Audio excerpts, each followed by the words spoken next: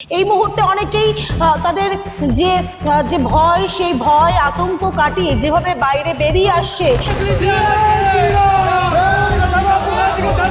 রাজ্যে সুশাসন এসছে এবং আমরা একটা সাংগঠনিক দলের কর্মী, আমরা সবাইকে নিয়ে সুন্দরভাবে এগোবো। প্লিজ, আজকের সুযোগ পেয়েছি, সবকিছু বলা উচিত। আমরা যখন সুযোগ ছিল আমরাও করেছে, এখন আমাদের সুযোগটা দিন প্লিজ।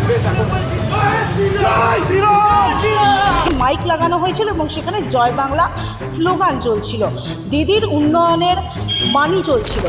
এই মাইকের যারা দায়িত্বে রয়েছেন তারা এই মুহূর্তে মাইক তুলে নিয়ে যাচ্ছেন।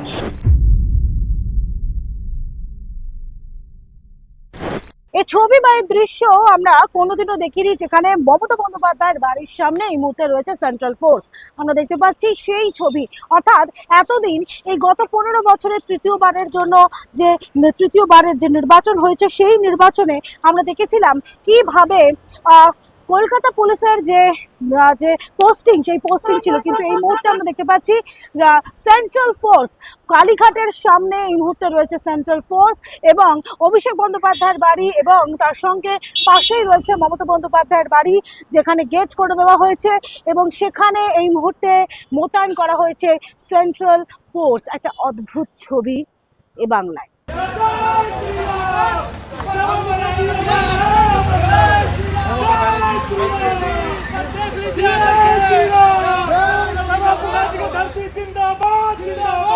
যেভাবে শুধুমাত্র যারা বিজেপির কর্মী সমর্থকরা রয়েছেন তারাই নন, যারা আম জনতা রয়েছেন, যারা এই কালীঘাটের সামনে দিয়ে যারা যাচ্ছেন, তারাও কিন্তু এই মুহূর্তে জয় শ্রীরাম স্লোগান দিচ্ছেন এবং এই বিজেপিকে সমর্থন করছেন।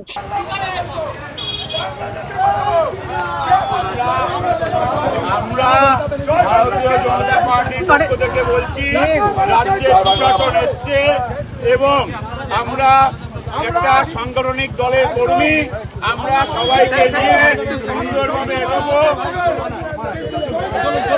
আমরা পুলিশের কথা মেনে এই জায়গা খালি করে দিচ্ছি।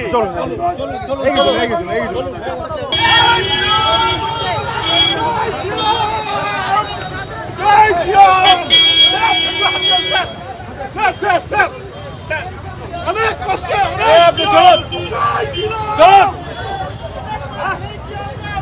চলো এখান থেকে।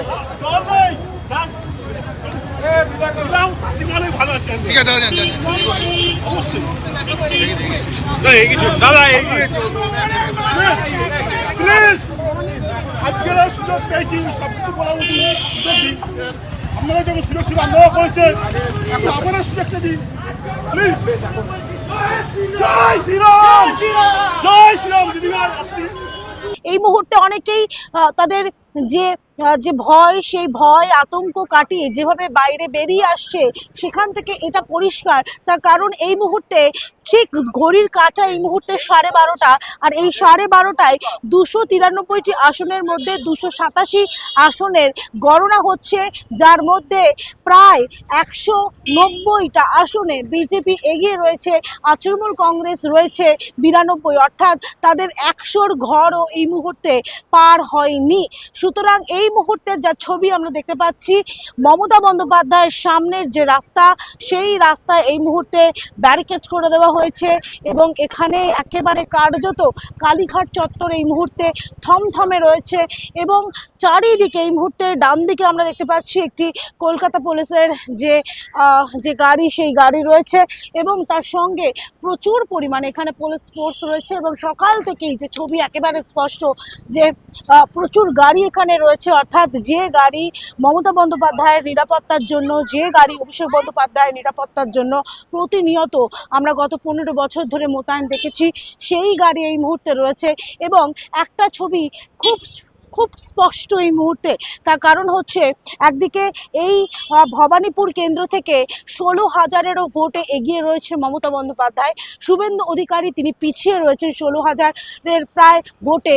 কিন্তু নন্দীগ্রামে প্রায় 7,500 ভোটে এই মুহূর্তে এগিয়ে রয়েছেন শুভেন্দু অধিকারী এবং তারই সঙ্গে এই গোটা সেটা হচ্ছে আসানসোল দক্ষিণ থেকে শুরু করে মানিকতলা বিধানসভা কেন্দ্র, শ্যামপুকুর বিধানসভা কেন্দ্র, একাধিক যে কেন্দ্র রয়েছে, রাসবিহারী বিধানসভা কেন্দ্র, এই সমস্ত যে বিধানসভা কেন্দ্রগুলো রয়েছে সেই সমস্ত বিধানসভা কেন্দ্রে এগিয়ে রয়েছে এই মুহূর্তে বিজেপি।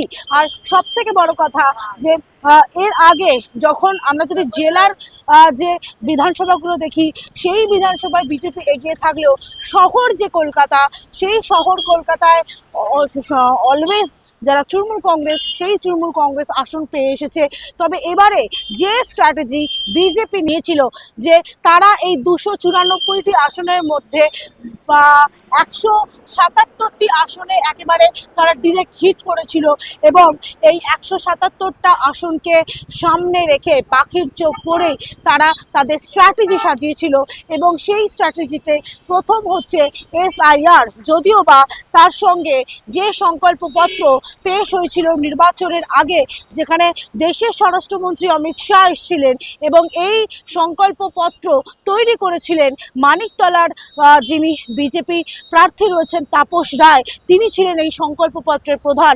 তবে সেই সংকল্পপত্রে যেরকম একদিকে মহিলাদের জন্য 3,000 টাকার বৃদ্ধি, মহিলাদের জন্য যে 3,000 টাকার বৃদ্ধির সঙ্গে সঙ্গে যারা যুবরা রয়েছে তাদের সাহায্য প্রদান, অর্থাৎ সমস্ত ভাতার বাড়িয়ে দেওয়া এবং তার সঙ্গে কর্মসংস্থানের যে একটা যে পরিকল্পনা করা, এই সমস্ত কিছু দেখেই হয়তো মানুষ অনেকটা ঘুরে গিয়েছে।